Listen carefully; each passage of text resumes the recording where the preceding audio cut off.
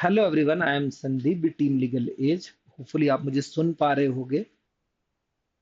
आज हम लोग डिस्कस करने जा रहे हैं दिल्ली के एक नए सीएम के बारे में, जो अभी रिसेंटली अनाउंसमेंट हुआ है। कल ही रेखा गुप्ता बनेंगी अब अगली सीएम दिल्ली की। दिल्ली की जब नई सीएम बनेंगी, अच्छी बात ये होगी कि ये पेशे से एक लॉयर वकील है।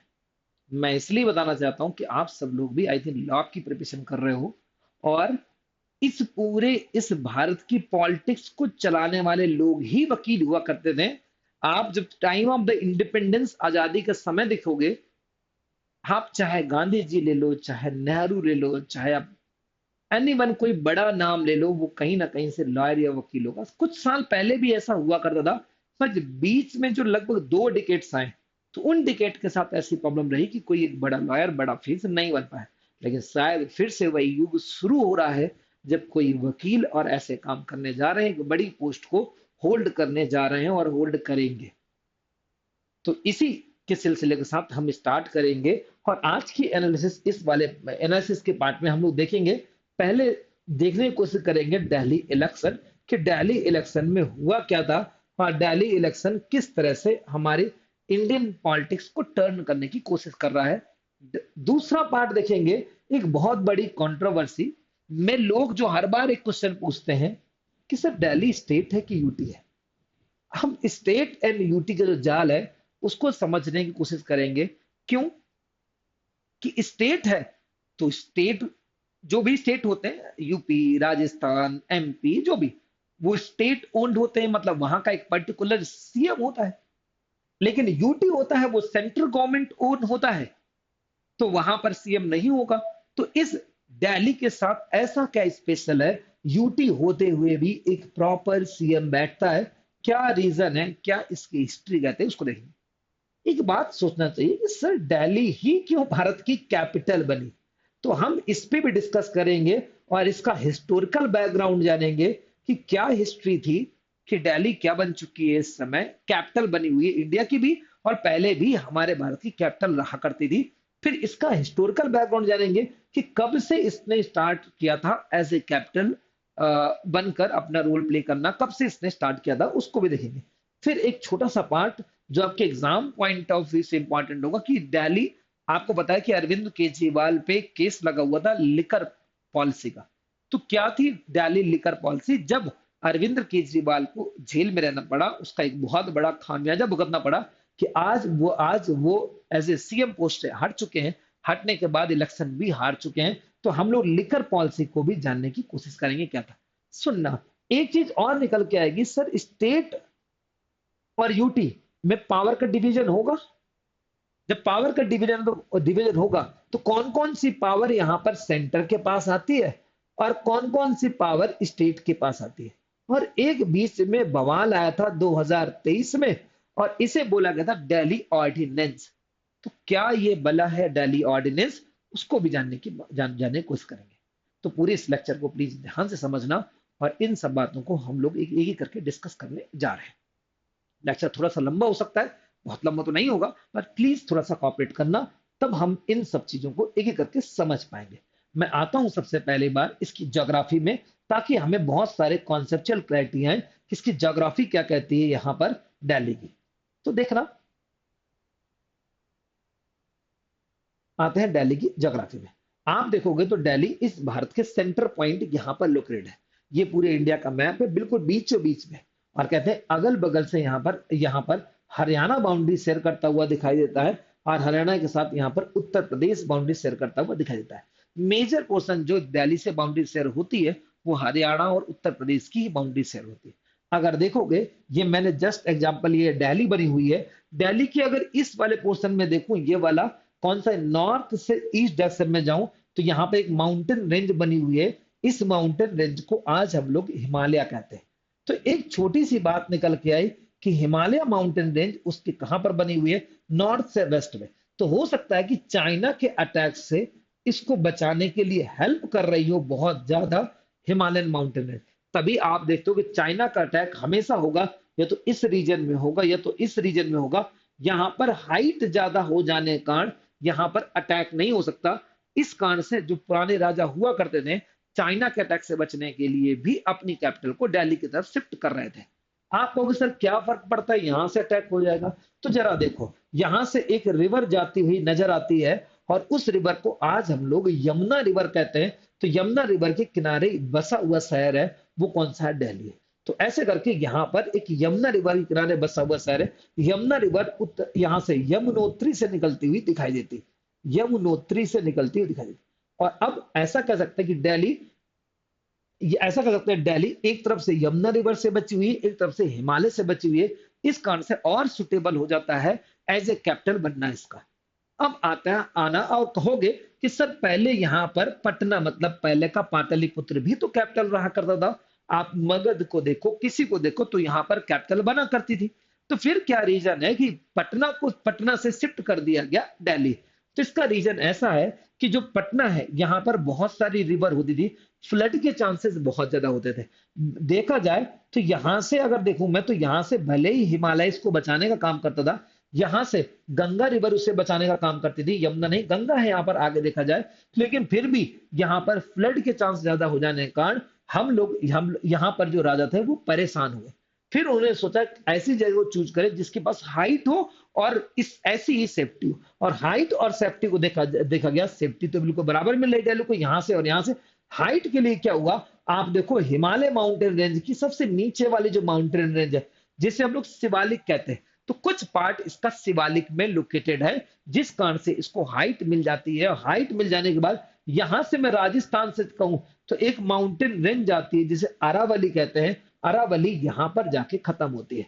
तो यहां से अरावली, अरावली की हाइट इसको मिलती है, यहां से शिवालिक की हाइट इसको मिलती है, और उस हाइट के कारण इसकी ऊंचाई ज्यादा हो चुकी है। तभी आपने कभी नहीं सुना होगा कि यहां पर कभी भी फ्लड आता है। जब फ्लड नहीं आता तो यहां से इसको बचने का सबसे अच्छा तरीका है, तो मैं ऐसा कह सकता हूं, माउंटेन हिमालय की शिवालिक जाती रिवर यहां पर कौन सी फ्लो करती है, यहां पर यमुना रिवर फ्लो करती है। और शायद आपने यमुना की गंदगी में होने वाला बवाल आपने देखा होगा। तो इस कारण से जो बहुत अच्छी लोकेशन पा रहा है दिल्ली, और कैपिटल बनने के लिए सुटेबल जगह थी, और इसको कैपिटल बनाया गया। और बनाने का सिलसिला शुरू होता है मुस्लिम एरा से, दिल्ली सल्तनत के समय से इसको कैपिटल बनाने का सिलसिला शुरू होता है। थोड़े से और ज्योग्राफिकल पॉइंट ऑफ व्यू से देख लेते हैं। कहा जाता है इसका एरिया कितना है, तो इस पूरे दिल्ली का एरिया 1484 किलोमीटर स्क्वायर क्या बन जाता है, इसका एरिया बन जाता है। और एरिया के बाद अगर इसकी पॉपुलेशन डेंसिटी की बात करूं, अप्रॉक्स 11,500 पर्सन पर किलोमीटर स्क्वायर में रहते हैं पॉपुलेशन डेंसिटी। अगर देखा जाए पूरे भारत में हाईएस्ट पॉपुलेशन डेंसिटी वाला स्टेट और यूटी कौन सा बन जाता है, ये। तो ये इसकी पॉपुलेशन डेंसिटी सबसे हाईएस्ट है, और वो कितने 11,500 समथिंग, मतलब मैं ये 320 है, बट मैं अप्रॉक्स 11,500 पर्सन पर किलोमीटर यहां पर रहते हैं। ये बात आई हमारी कहां पे, यूटी में। अगर यही बात कहता कि पूरे भारत का कौन सा स्टेट है जिस स्टेट में सबसे ज्यादा पॉपुलेशन डेंसिटी है, तब यहां पे मैं आंसर सही करता है, यहां पर बिहार का।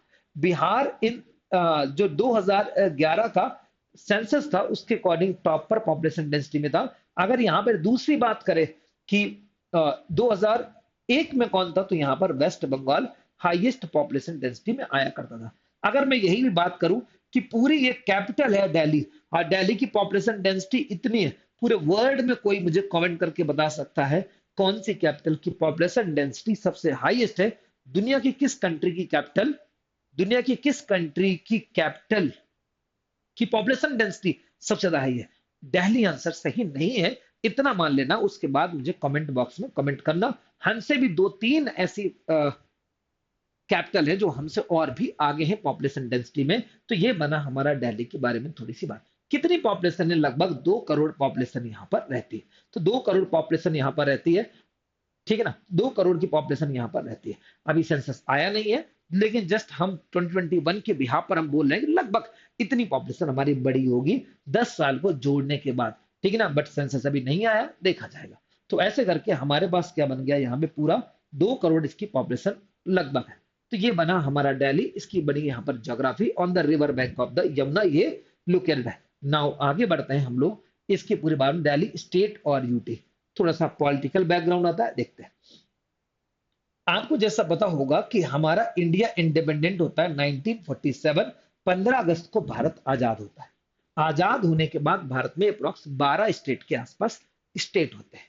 लेकिन उसके बाद हमारे देश में स्टेट कैसे बनने चाहिए, तो स्टेट बनने के लिए हमारे यहाँ पर कुछ कमेटी बनना शुरू होती है। आपने नाम सुना होगा, जेवीपी कमेटी सुना होगा, जेवीपी के बाद धर कमेटी का नाम सुना होगा। तो जेवीपी धर कमेटी बनाई गई और इन जेवीपी और धर कमेटी की रिकमेंडेशन थी कि हमारे बाद में लिंग्विस्टिक के बेस पर, भाषा के आधार पर कोई भी स्टेट नहीं बनाया जाए।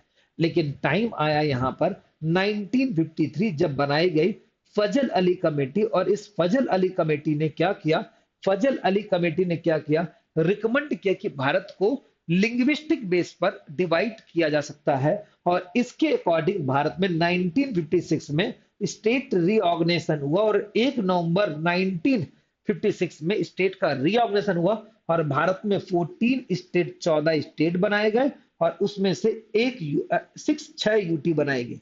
और इन 6 यूटी में से एक यूटी कौन सा था, यहां पर दिल्ली। तो दिल्ली यूटी था। इसके पहले 1950 में, याद रखना 1950 में Delhi as a state behave किया करता था। और जब यहां पर 1952 में पहली बार इलेक्शन हुआ तो यहां पर सीएम बनाए गए थे। तो याद रखना, यहां पर सीएम बनाने का सिलसिला जो स्टार्ट किया गया था वो 1952 में स्टार्ट किया था, बट 1956 में सीएम बनाने का सिलसिला खत्म कर दिया गया, इसे एज ए यूटी कंसीडर करना शुरू कर दिया गया। तो मैं 2 लाइन यहां पर लिखता हूं, 1952 सीएम थे, 1956 अब सीएम नहीं रहेंगे, अब ये कंप्लीटली यूटी की तरह बिहेव करेगा। बट एक बात देखो, जहां की पॉपुलेशन और एरिया दोनों कम होते हैं उसको तो इजीली सेंट्रल गवर्नमेंट मैनेज कर सकती है, बट जहां की पॉपुलेशन बहुत ज्यादा हो सकती है तो सेंट्रल गवर्नमेंट मैनेज नहीं कर सकती, तब वहां पर रिप्रेजेंटेटिव बनाना पड़ता है। तो रिप्रेजेंटेटिव जब बनाना पड़ेगा तो वहां पर असेंबली बनानी पड़ेगी। सेम यही बात जब गवर्नमेंट को पता चला कि दिल्ली की पॉपुलेशन बहुत ज्यादा है, तो on the basis of population 1991 में अपने कॉन्स्टिट्यूशन में चेंज किया गया और 69 कॉन्स्टिट्यूशन अमेंडमेंट एक्ट लाया गया। In the 69 constitution amendment act, in the 69 constitution amendment act 1991 एक आर्टिकल ऐड किया गया 239 का ए। इस आर्टिकल को ऐड किया गया और जो ये आर्टिकल ऐड हुआ इसी में लिख दिया गया दिल्ली अब क्या होगा, तो दिल्ली इस यूटी तो होगा बट एज ए बिहेव करेगा स्टेट, मतलब इसके क्या होंगे, सीएम। तो अगर कोई पूछे दिल्ली स्टेट और यूटी, यूटी, बट उसमें एक स्पेशल प्रोविजन है जहां पर उसकी असेंबली है। असेंबली होने का मतलब क्या है कि वहां की असेंबली होने का मतलब क्या, वहां पे सीएम होगा और असेंबली में कितने मेंबर है, यहाँ पे 70 मेंबर हैं, जिसे यहाँ की विधानसभा कहते हैं। तो मैं इसे विधानसभा लिखता हूँ। तो 1991 से सिलसिला शुरू हुआ, दोबारा यहाँ पर सीएम बनना शुरू है।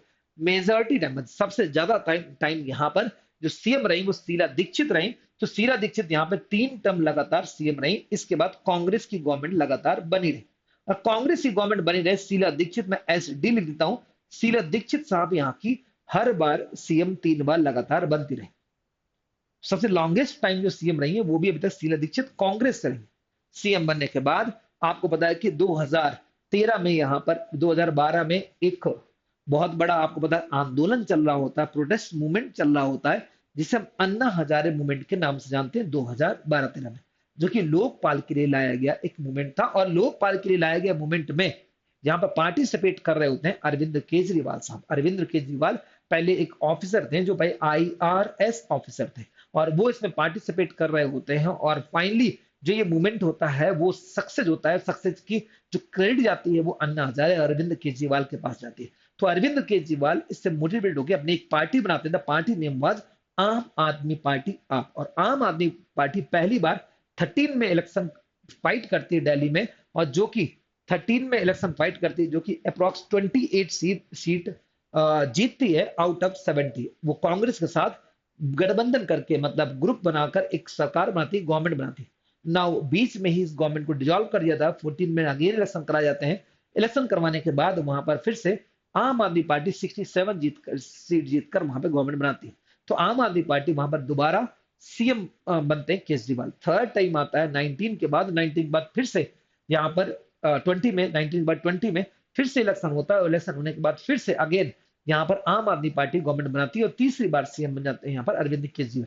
शीला दीक्षित भी 3 बार थी और ये भी यहाँ पर 3 बार सीएम बन जाते हैं। लेकिन 3 बार बनने के बाद बीच में ये रिजाइन कर देते हैं। तो जब टाइम अगर कहा जाए ज्यादा लंबा किसका था, वहां पर शीला दीक्षित का था। अरविंद केजरीवाल 1 2 3 तो बराबर कर लेते हैं, जो ईयर होते हैं वो 15 साल नहीं कर पाते हैं, तो इनका टर्म छोटा हो जाता है। उसके बाद अभी फिर से इलेक्शन कराया गया 2025 में, और 2025 में जब दिल्ली में इलेक्शन कंडक्ट करवाया गया इस 2025 में, तो यहां पर मेजर जो पार्टी इसमें फाइट कर दी बीजेपी थी और आम आदमी पार्टी थी। और बीजेपी जो थी, भारतीय जनता पार्टी थी, वो इस समय 48 सीट जीतने में सफल रहती है। और जब 48 सीट जीतेगी तो 35 इसकी मेजोरिटी होगी, तो 35 से ज्यादा सीट होगी तो यहीं से बीजेपी का कैंडिडेट ही क्या बनेगा, अब सीएम बनेगा। और उसी सीएम का भी अनाउंसमेंट हुआ है। आम आदमी पार्टी इसमें 22 सीट यहां पर जीत पाती है और इस बार हार जाती है। हारने के बाद अब नया सीएम का अनाउंसमेंट जो रिसेंटली हुआ है, वही चर्चाएं हम लोग कई देर से कर रहे हैं। मेरे समझ से बातें आपको समझ में आ रही होंगी कि इसके साथ हुआ क्या है। ये सारी बातें मैंने यहाँ पर लिख दी हैं, तो एक बार आप स्क्रीनशॉट करके एक बार आप रीड कर सकते हो। वही बातें मैं यहाँ पर बता रहा था कई देर से। मैं हटाता हूं इसको इसको मैं दिल्ली एज ए स्टेट और यूटी में अभी तक बता रहा था कि यूटी एक स्टेट है। शायद ये बात अभी तक समझ में आ चुकी है। दिल्ली एज ए कैपिटल थोड़ा सा देख लेते हैं। अगर दिल्ली एज ए कैपिटल देखा जाए तो आपको पता है जो हमारी हिस्ट्री है, हिस्ट्री कुछ ऐसी डिवाइड, एंशिएंट इंडिया, एंशिएंट के बाद मिडाइवल इंडिया, मिडाइवल का मॉडर्न इंडिया, मैंने पढ़ाया हुआ है। एंशिएंट इंडिया में देखा जाए तो इस एंशिएंट भारत में ब्राह्मण रूल करता था।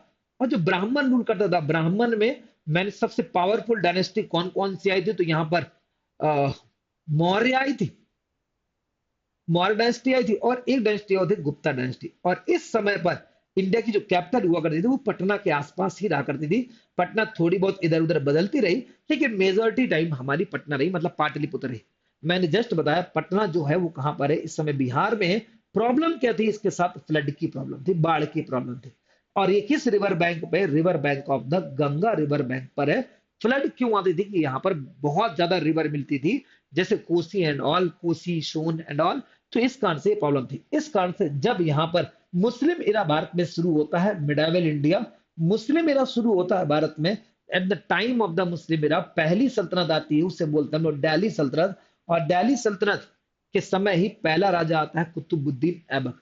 तो कुतुबुद्दीन ऐबक के समय, कुतुबुद्दीन ऐबक के समय जो दूसरा आता है इल्तुतमिश।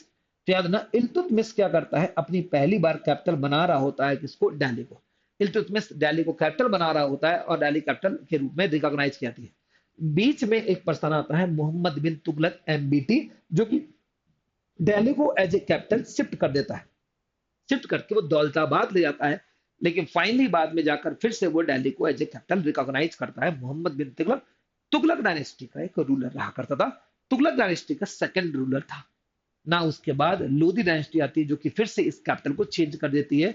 चेंज करने के बाद नया एम्पायर आता है जिसे जिसे हम लोग मुगल एम्पायर कहते हैं। मुगल एम्पायर में आता है बाबर, और बाबर आगे अगेन क्या करता है, बाबर अगेन अगेन इसे कैपिटल बना देता है, राजधानी बनता है। फिर बाद में जैसे बाबर के सक्सेसर आते हैं, धीरे धीरे कैपिटल बदलते रहते हैं। ब्रिटिश अपनी जो कैपिटल रिकॉग्नाइज करती है, पहले वो कोलकाता करती है कि कोलकाता एक हब था और एक पोर्ट था। पोर्ट होने का बहुत बड़ा फायदा होता है कि वो 3 रूट से बड़ी आसानी से जुड़ सकता है। 3 रूट का मतलब होता है वाटरवे से जुड़ सकता है, प्लेन हवाई रूट से जुड़ सकता है, एंड देन हमारा सड़क से तो जुड़ ही सकता है। सेम इसी तरह से यहाँ पर उन्होंने कोलकाता बनाया हुआ था, बट कोलकाता में आपको पता है कि बहुत बड़ा वहां पर बंगाल स्प्लिट हुआ था। बंगाल स्प्लिट हो जाने के कारण, बंगाल स्प्लिट हो जाने के कारण वहां से कैपिटल को शिफ्ट किया जाता है। और 1911, ये याद रखना, 1911 में दिल्ली अगेन ब्रिटिश खुद इसको अपनी कैपिटल दिल्ली बना देता है। ब्रिटिश जब इसको कैपिटल दिल्ली बनाते हैं, अब ब्रिटिश के साथ क्या था कि उन्होंने 1911 में अनाउंसमेंट किया, जब George fifth, king George fifth India में आए हुए थे, उनने अनाउंस किया कि भारत की कैपिटल आज के बाद दिल्ली बनाई जाएगी। तो 1911 में अनाउंसमेंट होता है, बट कैपिटल को शिफ्ट कर दिया जाता है 1912, 1912 में इस कैपिटल को शिफ्ट कर दिया जाता है। कैपिटल को शिफ्ट कर दिया जाता है कहां से लेकर, तो वो शिफ्ट कर दिया जाता है कोलकाता से दिल्ली। तब से मतलब 1911 से अब तक 2025 तक भारतीय कैपिटल इस समय दिल्ली, या हम कह सकते हैं इस समय न्यू दिल्ली भारत की कैपिटल बनी हुई है। तो प्लीज इस बात को याद रखना कि यहाँ पर न्यू दिल्ली हमारी क्या बनी हुई, यहाँ पर एज ए कैपिटल यहाँ पर बनी बनी हुई है। जब आया मॉडर्न एरा, मॉडर्न एरा मतलब ब्रिटिश ने और ब्रिटिश ने हमारी जो कैपिटल बना रखी थी वो दिल्ली 1911 1911 में बनाई थी।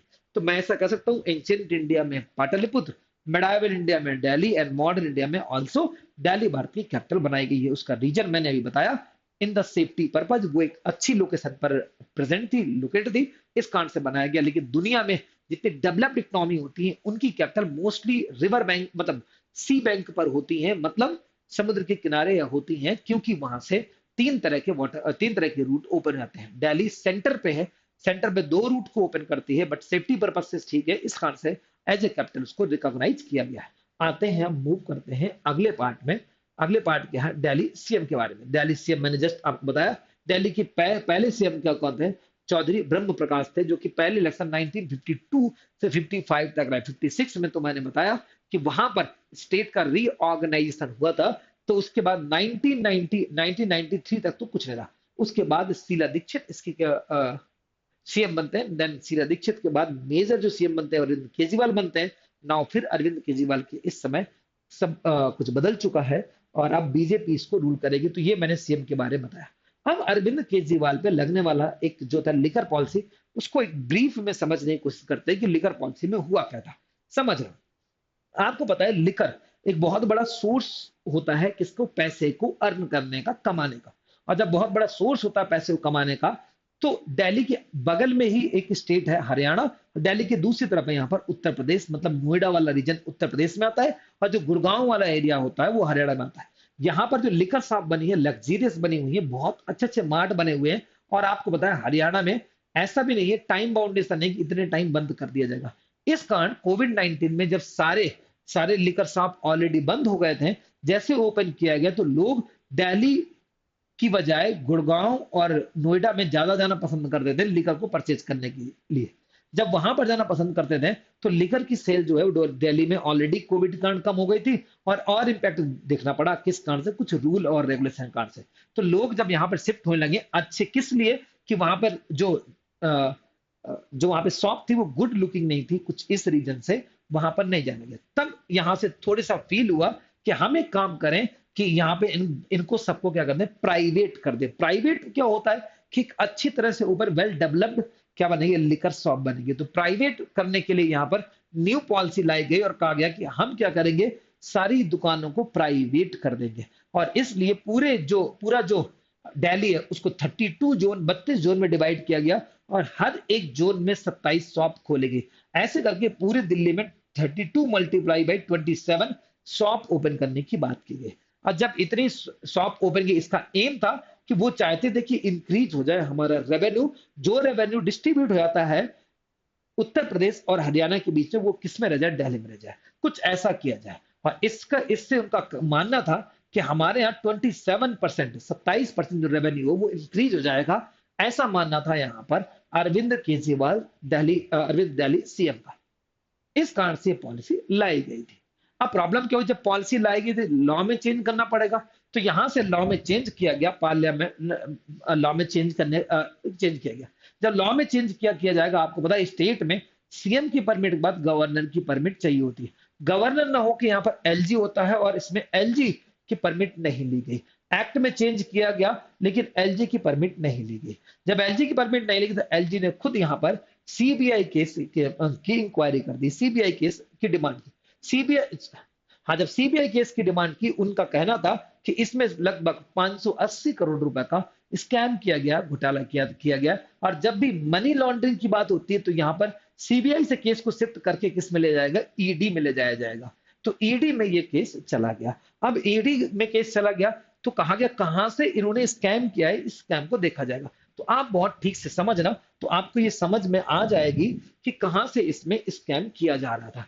दूसरी बात, प्राइवेट पॉलिसी लाई गई तो इनका कहना था शॉप जो रात को 10 बजे बंद हो जाती है अब हम रात को 3 बजे बंद कर देंगे, प्राइवेट प्लेयर ले आएंगे। तो दुकान जो होंगी वो अच्छी होंगी, गुड लुकिंग होंगी। तो क्या होगा, बहुत सारा जो लिकर की सप्लाई स्टार्ट होगी, लिकर लोग खरीदना शुरू कर देंगे। अब कहोगे सर प्रॉब्लम कहां था, जरा देखना। इसके पहले दिल्ली क्या करता था, कैसे पैसा कमाती थी दिल्ली गवर्नमेंट। तो पहली बात आपको पता है कि लकी ड्रॉ से अलॉटमेंट किया जाता था शॉप का। आज भी ऐसे ही किया जाता है, राजस्थान यूपी में लकी ड्रॉ निकाला जाता है। आई थिंक 26,000 27,000 रुपए की पर्ची होती है। आप कहो कि मुझे ये वाला शराब का ठेका चाहिए, सब लोग पर्ची डालो, लकी ड्रॉ में एक को निकला, जितना पैसा आया वो गवर्नमेंट का हो गया 26-27,000। मान लो 100 लोगों ने भी अप्लाई किया, बाकी पैसा तो एक लकी ड्रॉ वाला पैसा गवर्नमेंट के पास आता है। दूसरी बार पर बॉटल जो होता है तो कुछ चार्ज फिक्स होता है जो कि स्टेट गवर्नमेंट के पास जाता है। तो मतलब पर बॉटल जो होता है, पर बॉटल जो होता है वो भी क्या होता है, चार्ज हमें मिल जाता है किसको, स्टेट गवर्नमेंट को। और अगर इंटरनेशनल से इंपोर्ट की जाती है बियर तो उसमें शायद 50 पैसा या 1 रुपए स्टेट गवर्नमेंट का हो जाता है। वो अलग अलग स्टेट के लिए अलग अलग है। तो मतलब इंपोर्टेड जो दारू होती है, इंपोर्टेड जो होती है यहाँ पर अल्कोहल होगा, तो उसमें भी क्या किया जाएगा, कुछ अमाउंट वो किसके पास जाएगा, गवर्नमेंट। तो गवर्नमेंट इस तरह से पैसा कमाती थी। अब यहाँ पे क्या किया अरविंद केजरीवाल साहब ने, अरविंद केजरीवाल साहब ने क्या किया कि उनने क्या किया, पहले 16 कंपनी को बुलाया टेंडर के लिए। टेंडर का मतलब है कि कितनी दुकान है, इतनी दुकान है, कितना 32 मल्टीप्लाई बाई 27। तो उनने कहा कि इतनी दुकान को डिवाइड कर लो 16 कंपनी, आप बोली लगाओ कितना पैसा आप दे सकते हो। तो 16 कंपनियां बोली लगाना शुरू किया, हम इतना दे देंगे, इस दुकान का इतना देंगे। जितना पैसा आया वो स्टेट गवर्नमेंट के पास चला गया। तो 16 कंपनी से जो पैसा आया वो स्टेट गवर्नमेंट के पास चला गया। तो स्टेट गवर्नमेंट का ये प्रॉफिट हो गया।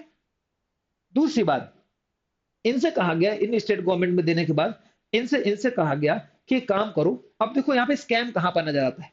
तो ऐसा कहना है कि जितनी ये कंपनियां थी वो साउथ बैंक की थी, साउथ ग्रुप की थी। साउथ ग्रुप क्या होता है, दक्षिण भारत वाला ग्रुप जो होगा नीचे इंडिया का, उस ग्रुप की थी। उस ग्रुप से कहा गया, केजरीवाल ने पहले ही कुछ पैसा ले लिया था और उनको अलॉट कर दिया था। मतलब कुछ मनी पहले से ले ली थी रिश्वत के रूप में, और कहा गया कि बाकी 16 कंपनी को अलॉट कर दिया गया, टेंडर अलॉट कर दिया गया। तो कुछ मनी वहां पर आया, लगभग 500 करोड़ रुपए के हिसाब से उनसे 16 कंपनी से लिया गया था। और कहा गया जो 16 कंपनी थी ना वो ब्लैक लिस्टेड कंपनी थी, उन कंपनी को भी क्या दे दिया गया था, यहाँ पर टेंडर प्रोवाइड कर दिया गया था। ये भी एक बहुत बड़ा यहाँ पर लूप होल था। फिर देखो एक लास्ट जो यहाँ पर पैसा कमाया गया केजरीवाल द्वारा, जो ईडी कहती है, वो कुछ ऐसे कमाया गया।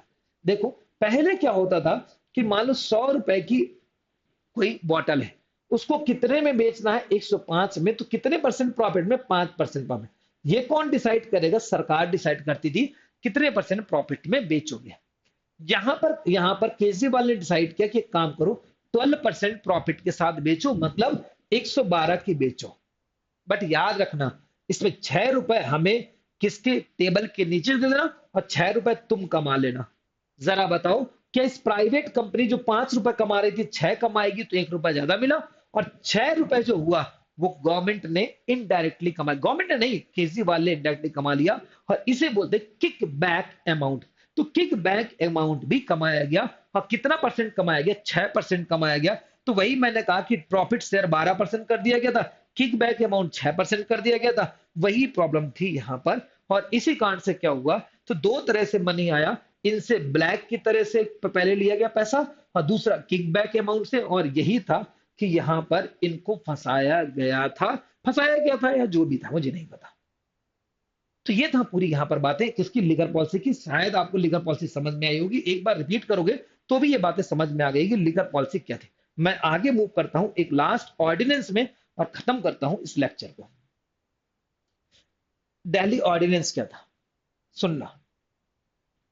दिल्ली ऑर्डिनेंस क्या है, इसको सुनोगे तो थोड़ी बहुत समझ में आएंगे बातें। जब 1991 1991 में एक एक्ट आया, कौन सा, 69 कॉन्स्टिट्यूशन अमेंडमेंट एक्ट, और आर्टिकल 239 के ए को ऐड कर दिया गया। ए को ऐड किया, जब इसको ऐड किया गया, इसमें कहा गया कि दिल्ली एक क्या रहेगी, स्टेट एंड यूटी रहेगी। तो कहा गया सेंटर के पास कौन कौन सी पावर होंगी, तो कहा गया सेंटर के पास कौन सी पावर होंगी। तो पहली पावर कहा गया कि पुलिस को ध्यान रखने का काम किसका होगा, सेंटर का। मतलब आज वहां पर कोई दंगे होते हैं तो उसका रिस्पॉन्सिबल सेंटर गवर्नमेंट होगी, ना कि स्टेट गवर्नमेंट की। पुलिस सारी किसकी होती है वहां पर, सेंट्रल गवर्नमेंट की। दूसरा कहा गया कि एक काम करना, पब्लिक ऑर्डर, जबकि पुलिस उनकी होगी तो पीओ पब्लिक ऑर्डर, मतलब वहां लॉ एंड ऑर्डर भी किसके पास चले जाएंगे, सेंट्रल गवर्नमेंट के पास चले जाएंगे। थर्ड नंबर में कौन सा आ जाएगा यहाँ पर, थर्ड नंबर आओगे वहां पर जमीन लैंड, वो भी किसकी होगी, सेंटर की।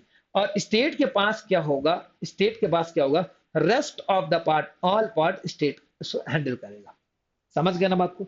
तब देखो क्यों ऐसा किया गया। अगर जमीन मान लो नहीं देते, तो आज केजरीवाल तो मोदी जी के घर के सामने पे की जमीन कह देता कि ये तो स्टेट की है, तुम निकल ही नहीं सकते। पब्लिक ऑर्डर तो कहता कि मोदी जी निकल रहे हैं, मैं तो निकलने नहीं दूंगा, नहीं निकलने दूंगा मतलब पुलिस हटा लूंगा वहां से। ऐसा भी हो सकता। सेम ऐसे यहाँ पे पब्लिक ऑर्डर वो भी हम हो सकते थे कि जहां पे पार्लियामेंट बनी वहां पे दंगे हो जाए। तो इस कारण से ये तीनों दे दिए गए। अब यहाँ पे एक चीज और आती थी, सर्विसेज किसके पास थे। सर्विसेज का मतलब क्या होता है कि पुलिस वालों का ट्रांसफर कौन कर सकता था, स्टेट। पुलिस वाले किसके अंडर में थे, सेंटर में। तो आपको नहीं लग रहा कि अगर अरविंद केजरीवाल और मोदी जी दो लड़ाई कर ले, तो मोदी जी तो सबसे गंदे गंदे ऑफिसर को, सॉरी, अरविंद केजरीवाल सारे गंदे गंदे ऑफिसर को जहां पे मोदी जी रहते वहां रख दे, अच्छे को अपने पास रख ले। तो यहां से क्या हो जाए, बड़ा बवाल हो जाएगा यहाँ पर कि दोनों लॉ एंड ऑर्डर कैसे मेंटेन होंगे। तो यही किया गया कि यहां पर 2014 में सर्विसेज को सर्विसेज को मोदी जी ने अपने पास रख लिया। सर्विसेज का मतलब ट्रांसफर पावर अपने पास रख लिया। अब ये वाली बात को लेकर कोर्ट में चले गए, यहां पर कौन चले गए, केजरीवाल साहब। लेकिन केजरीवाल जब इस केस में गए तो 2023 में जजमेंट आता है सुप्रीम कोर्ट का। सुप्रीम कोर्ट साफ कहती है कि services is a part of state government. तो मतलब 2023 में ये सर्विसेज अगेन किसके पास आती है, आ जाती है यहां पर अरविंद केजरीवाल साहब के पास आती है सर्विसेज। 2023 में यहां पर आती है। और 2023 में अब क्या कर सकते हैं, इस जजमेंट के अगेंस्ट में गवर्नमेंट क्या कर सकती है। तो गवर्नमेंट कुछ नहीं कर सकती, बस एक काम कर सकती है कि यहीं पर प्रेसिडेंट से कहा कि एक काम करो कि आप ऑर्डिनेंस ले आओ। ऑर्डिनेंस का मतलब क्या होता है पता ना, कि जब गवर्नमेंट उस समय बैठी हुई नहीं होती है तो उसके लॉ बनाने का काम किसके पास होता है, प्रेसिडेंट के पास होता है, बट बाद में उसका अप्रूवल चाहिए होता है पार्लियामेंट से। तो यहीं से प्रेसिडेंट आर्टिकल 123 का इस्तेमाल करते हैं और कहते हैं कि आज के बाद सर्विसेज जो है वो अगेन किसके पास चली जाती है, यहां पर किसके पास चली जाती है, इनके पास।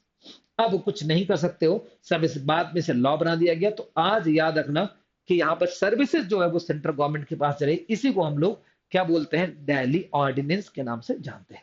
शायद आपको कुछ याद हो कि दिल्ली ऑर्डिनेंस के अगेंस्ट में जब मनमोहन सिंह बहुत बीमार थे, खुद वोट देने आए थे इसके अगेंस्ट में कि मनमानी चल रही है कुछ ऐसा। ठीक है, बस इस तरह से हम लोगों ने इस ये पूरे पार्ट को देखा और ये था दिल्ली ऑर्डिनेंस। आई थिंक आपको सब बातें समझ में आई होंगी, लिकर पॉलिसी दिल्ली और नई सीएम। तो वेलकम करते हैं, देखा जाएगा कि आगे क्या होती है। सारी बातों को हम लोग लगातार वॉच करते रहते हैं। आशा करता हूँ ये सारी बातें आप लोग को ठीक से समझ में आ रही होंगी और ये सारे बात आप लोग आराम से अंडरस्टैंड कर पा रहे हो। मिलते हैं फिर किसी एक अच्छे से लेक्चर में। Thank you so much.